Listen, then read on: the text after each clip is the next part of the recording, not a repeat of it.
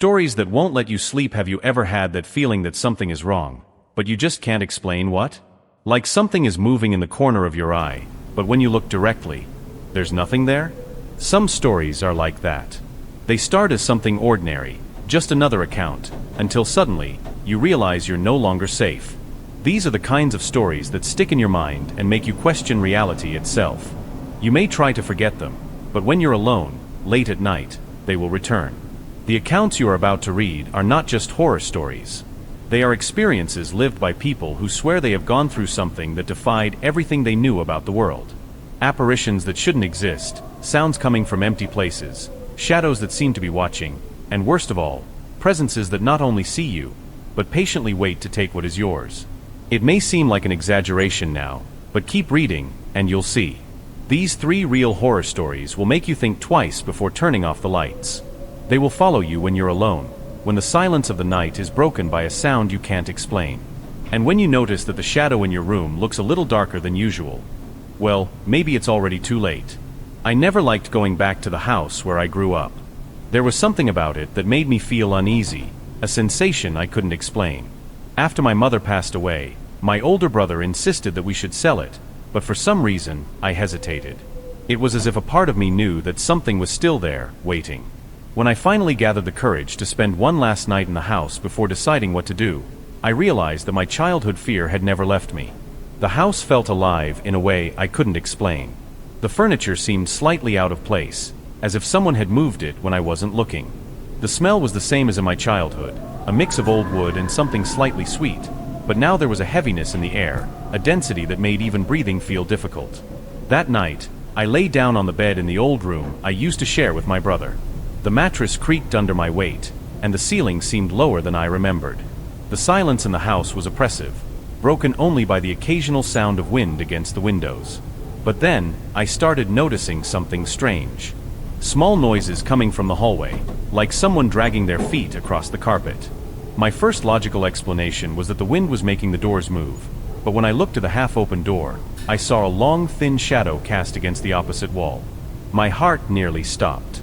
The shadow didn't move like a normal projection. It seemed to pulse slightly, as if it were breathing. When I blinked, it vanished, leaving me in an even heavier silence.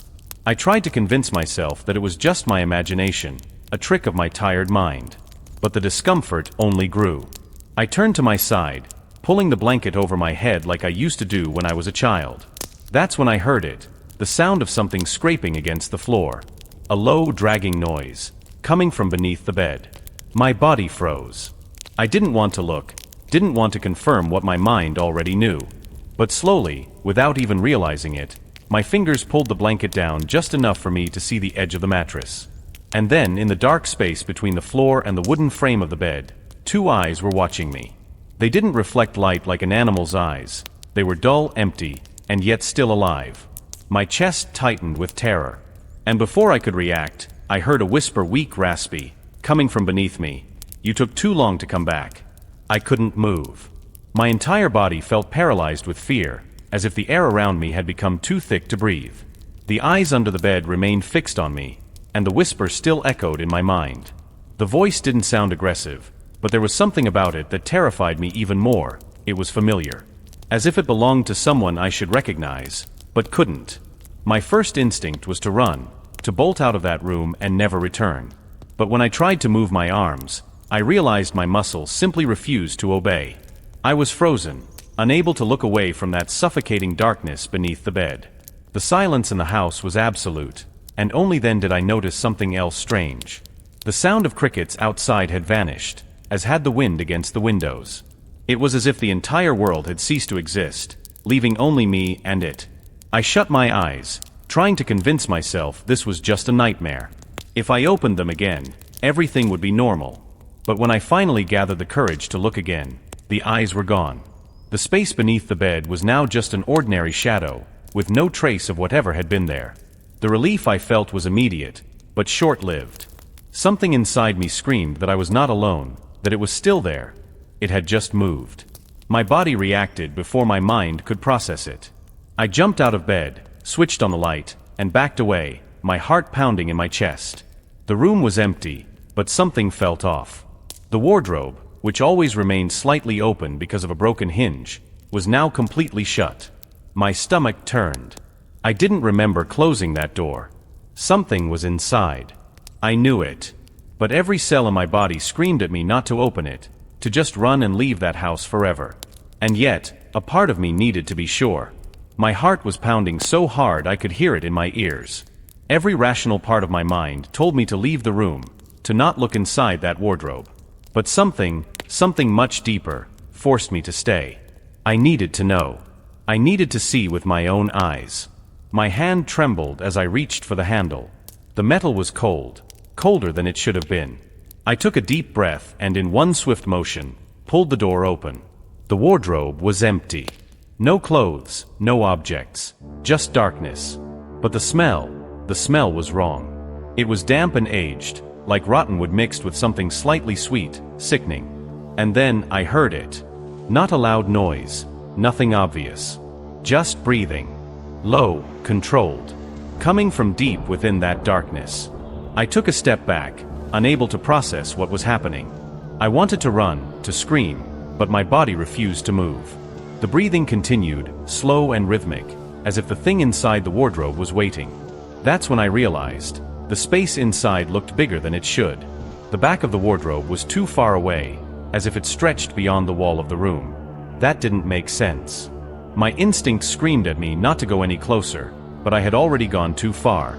I swallowed hard and muttered a hesitant hello, without meaning to, without thinking. For a moment, silence returned.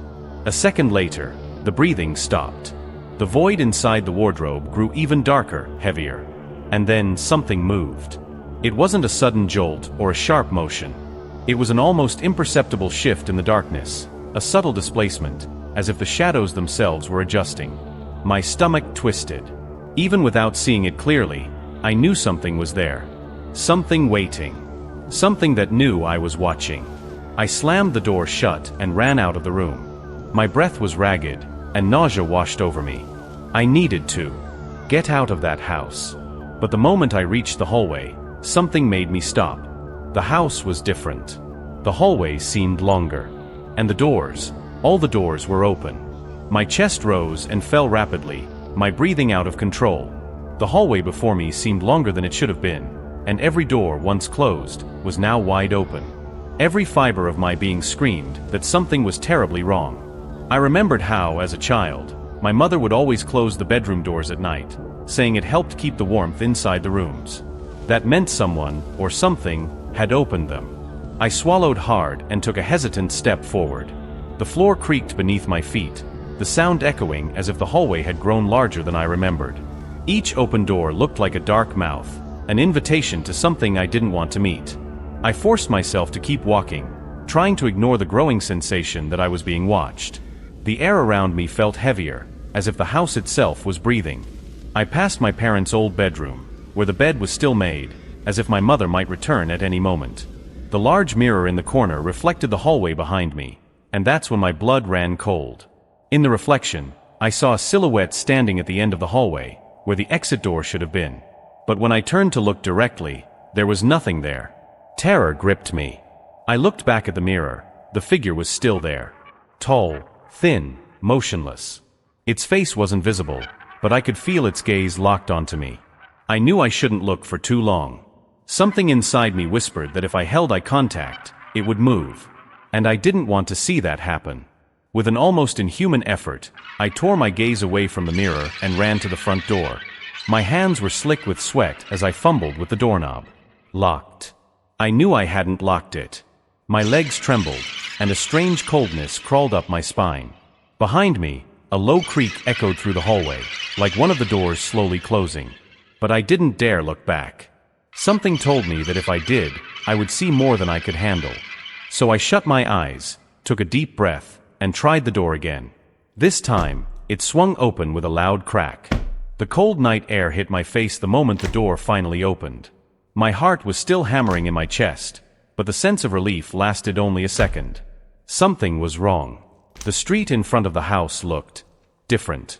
The streetlights were dimmer, and the neighboring houses, which had always been there, now seemed distant, shrouded in a thick, impenetrable darkness.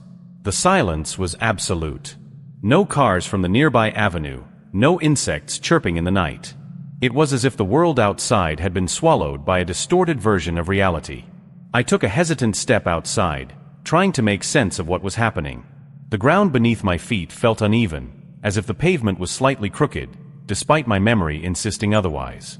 And that's when I noticed something even worse. The house's front door, the one I had just opened, was now slightly ajar again, as if I had never stepped out. And inside, within the absolute darkness of the hallway, two dim, dull lights blinked slowly. The same eyes from under the bed. They had followed me. I wanted to run, but my legs felt like lead. The presence inside the house wasn't just watching me, it was waiting for me to decide. Then, I heard a noise behind me. Something was crawling along the pavement. A harsh, grating sound, like nails scraping against concrete. Every muscle in my body tensed, and I knew, before even turning my head, that I was not alone. A ragged breath cut through the silence, and a long shadow stretched across the ground, cast by the dim streetlights. I was surrounded. Inside the house, the thing was waiting with open doors. And outside, something I didn't want to see was already too close. I had no way out. And in that moment, with the certainty that any choice would lead me to the same fate, I realized I should never have come back to that house. My chest rose and fell in desperation, but I couldn't decide where to run. The thing inside the house waited patiently, as if it knew that sooner or later, I would have to come back. But whatever was outside, it had no patience. The sound of something scraping against the concrete continued, growing closer with each second. My breath caught in my throat as a strong odor filled the air, a damp, sweet, rotten scent. The same smell I had noticed when I opened the wardrobe. I didn't need to look back to know that it was now close enough to touch me. My body finally reacted. In a frantic impulse, I darted to the right, trying to escape through the small side gate of the house. My hands trembled as I fumbled with the latch, but it wouldn't budge. The sensation of something looming just behind me became unbearable. I shut my eyes for a brief moment, and when I opened them again, the front door of the house was now completely wide open. And something stood in the doorway. It wasn't a shadow. It wasn't a vague figure. It was tall, thin, with unnaturally long limbs. Its skin looked like it was made of something dried out, cracked, like aged wood. But the worst part was its face, or the absence of one. Just an empty, dark void, like a bottomless hole. My body froze. I knew I couldn't stand there. With a scream fueled by pure instinct, I bolted toward the street. My legs burned, and the cold air cut into my throat. But something was wrong. No matter how much I ran, the street stretched on infinitely. The neighbors' houses were there, but untouchable, like fake scenery in a stage play. No lights turned on, no doors opened. And then, the sound of the footsteps behind me changed. They were no longer scraping noises. They were real. Heavy. Like something had finally decided to chase me for real. And from the sound of it, it was fast. My body was in pure panic. I ran as fast as my legs would carry me, but it was as if the world around me was warping. The houses, the streetlights, even the ground seemed to repeat in an endless loop, trapping me in a street that no longer belonged to reality. The footsteps behind me grew louder, closer. I couldn't look back. I knew that if I did, I would see something my mind couldn't handle. But then, like a snap in my perception, a thought struck me. I was already doomed. Whatever it was, it didn't just want to scare me. It wanted to break me. To make me run. To make me believe there was a way out. Just so it could laugh at my futile attempt to escape. And in that moment, I understood. There was never an escape. My legs gave out, and I stumbled, falling to my knees on the cold asphalt. My breath was erratic, my whole body trembling. And that's when I realized, the footsteps had stopped. Silence returned, heavy, suffocating. But there was something worse. The feeling. I could feel it right behind me. Still. Waiting. Waiting for me to look. My entire body screamed for me to stay down, to keep my eyes fixed on the ground, to accept the inevitable. But against every survival instinct, against everything I knew to be right, I turned my head. And the moment my eyes met it, an indescribable cold consumed me. It wasn't just fear. It was a deep, absolute terror that shattered my sanity into pieces. The thing had no face, but somehow I knew it was smiling. And before I could scream, everything went black.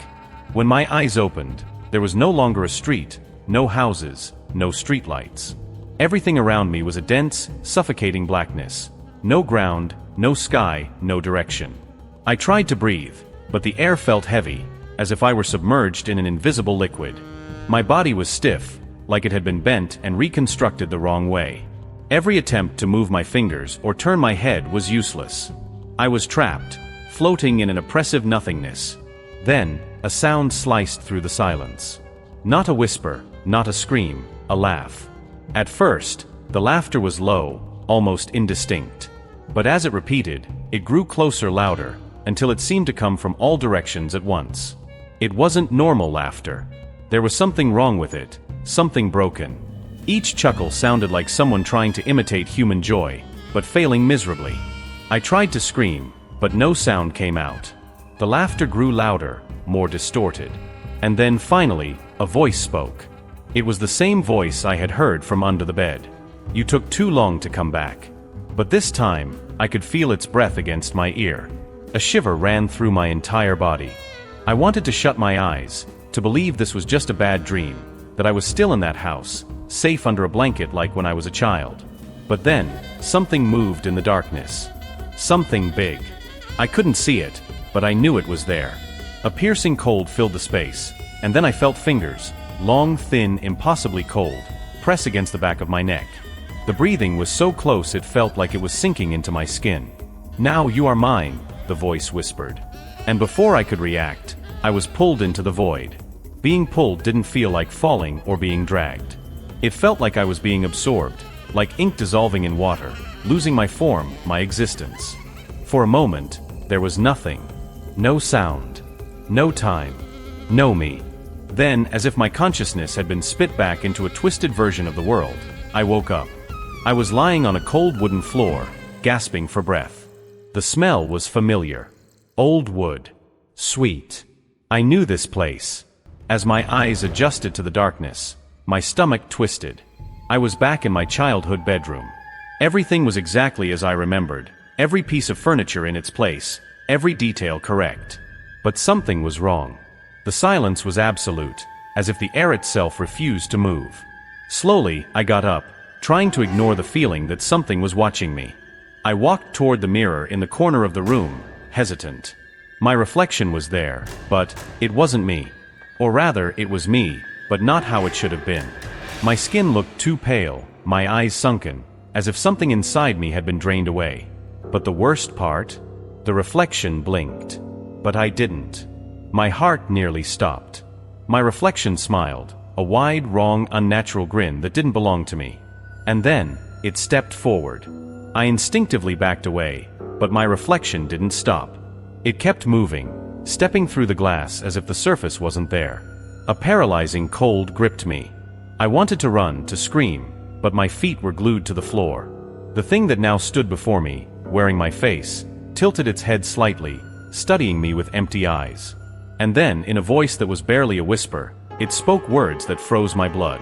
"Now you stay. I leave." I tried to scream. I tried to run. But it was as if my body no longer belonged to me.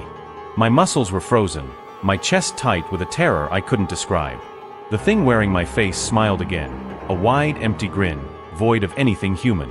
I wanted to believe I was still dreaming, that any second now, I would wake up in that old, decaying house. But deep down, I knew the truth. Something had pulled me out of reality, and something else had taken my place. The creature, whatever it was, turned slowly and walked toward the bedroom door. I tried to move, to call out, to stop it, but the only sound that escaped my throat was a weak, ragged whimper. The moment it stepped through the doorway and disappeared into the hallway, a wave of absolute despair crashed over me. If it was out there, then that meant I was trapped here. Panic consumed me. I ran to the door, trying to wrench it open, but it wouldn't move. There was nothing on the other side anymore. Just an endless, empty void. I spun around, searching for anything, any way out. And then, I saw the mirror again. But now, it no longer reflected the room. In the glass, I saw the world outside, my house, my street, my life. And there it was. Living in my place. Wearing my body. Speaking with my voice. And no one noticed. To everyone, I was still there. But I wasn't. I slammed my hands against the mirror, screaming, begging to be let out. But all I saw was my reflection laughing back at me. And that was when I understood the cruel truth. I would never leave. I was just another lost soul, trapped in a place where time didn't exist. And out there, in the real world, something walked around wearing my face.